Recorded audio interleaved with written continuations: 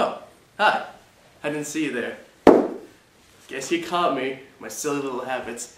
See, I love this book. I read it every day, every week, every year. I just love government. And because I love government so much, I decided to use my vast wealth to create a splendiferous, transmogrifiable, awesome 3D puppet show for you, the viewers. So, keep your eyes peeled for some special guests.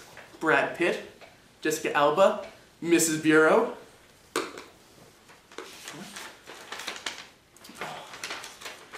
Guess Mrs. Bureau can't make it, but no worries, the show must go on. Whee!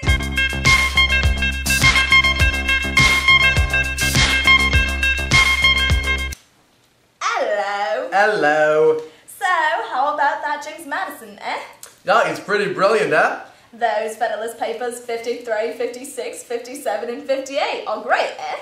Indeed. Now the House regulates commerce, taxation, and the militia, eh?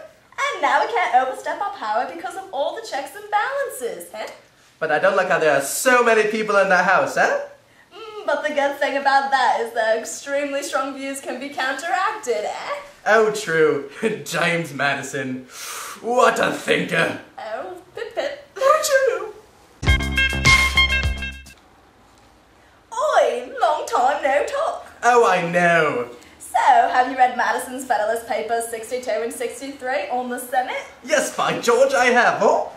So, to be in the Senate, you have to be at least 35 years old, and you have to have lived in the state that is electing you for at least 9 years.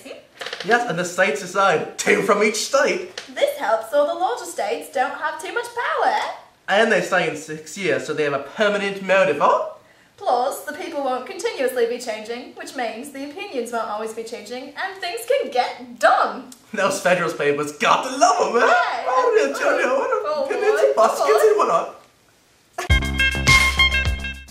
I'm James Madison.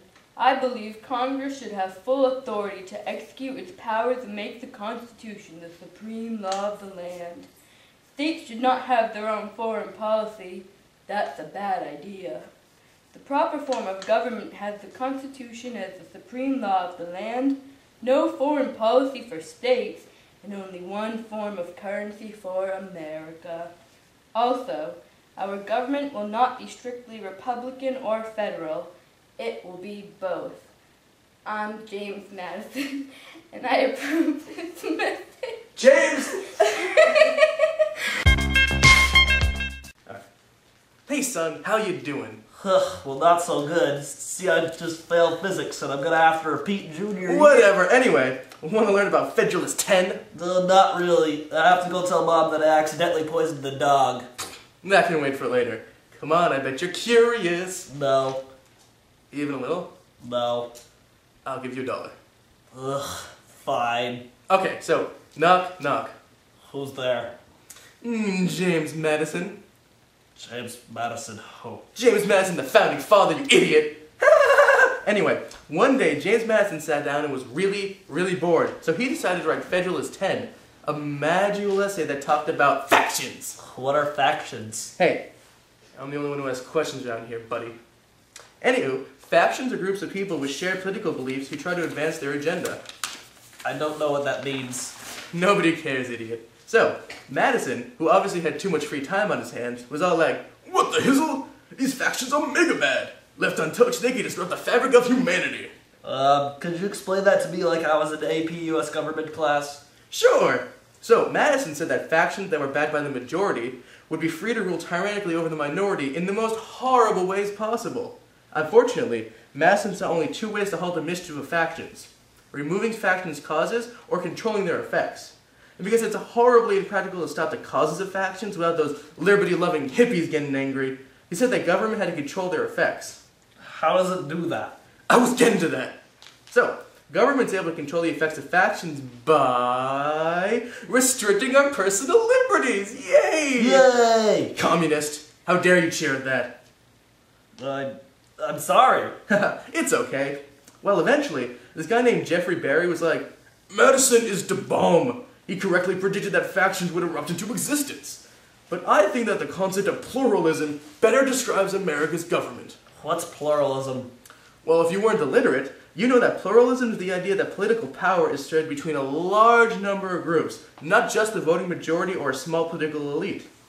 Wow, Dad, that was really informative, but I have to go, not do this anymore. Ha, you're welcome, son. You know I'm always eager to teach you about our world because you know so little by yourself. Tell your mother I'll be in jail for the next couple of weeks. Goodbye. Dad, when I grow up, I want to be a judge. I had dreams once. Yeah, but I really want to be a judge. That reminds me of what your great-great-great-great-great-great-great-grandpappy Alexander Hamilton used to say. What's that, Dad? According to Federalist 78, a judge may hold office only if under good behavior. A judge cannot be influenced by the people, nor may he influence the people. His sole purpose is to judge. I can handle it, Dad. I know I can. Judges are the guardians of the Constitution, son. No legislative act contrary to the Constitution may be valid. You think you can handle that? I've never wanted to do anything more in my life. Oh, and one last thing. Once you are appointed judge, you hold that position forever. Forever? Forever. Forever. Forever. Forever. I think I'll stay in the coal mines. That's my boy. I proceed to examine the particular structure of this government. Firstly, let's explore separation of power. The legislative, executive, and judicial powers must be separate and distinct. The acclamation of all three powers united in the same person or body of magistrates would, after all, be exactly the definition of tyranny. And we don't want repeats of that now, do we? Why, no, of course not. Say I, Mr. Montesquieu, philosopher, inspirer. Yes, you're most certainly right, Bertha. There can be no liberty where the legislative and executive are united, or if the power of judging be not separated from the other two powers.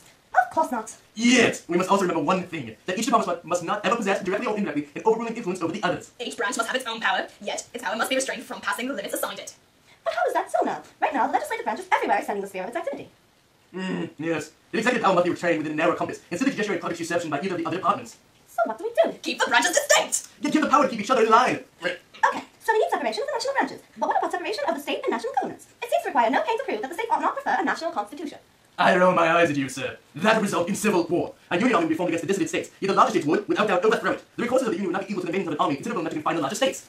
If be possible, at any rate, to construct a government capable of regulating the common concerns and preserving the general tranquility, it must be founded on this of the principle contended for by the opponents of the Constitution. Our executive branch can't have intermediate legislations in the way of employing its own resolutions. I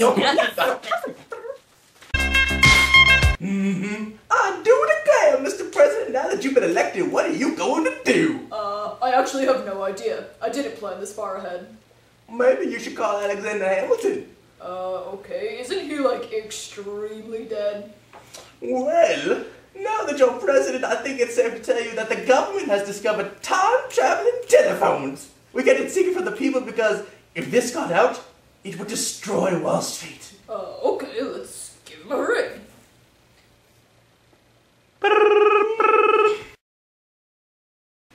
Do you have any idea what time it is? Sorry. I guess you could say we're from a different time zone.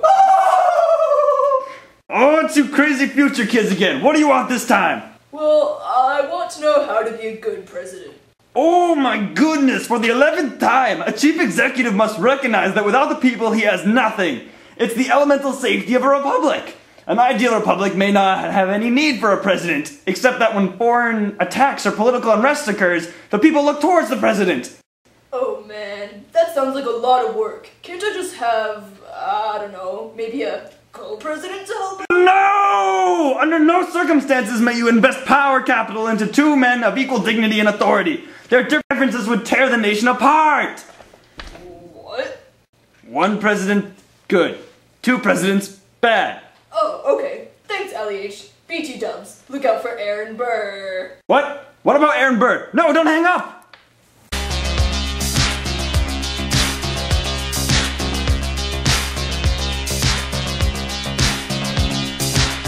We can dance if we want to, we can leave your friends behind. 'Cause your friends don't dance, and if they don't dance, well, they're no friends of mine.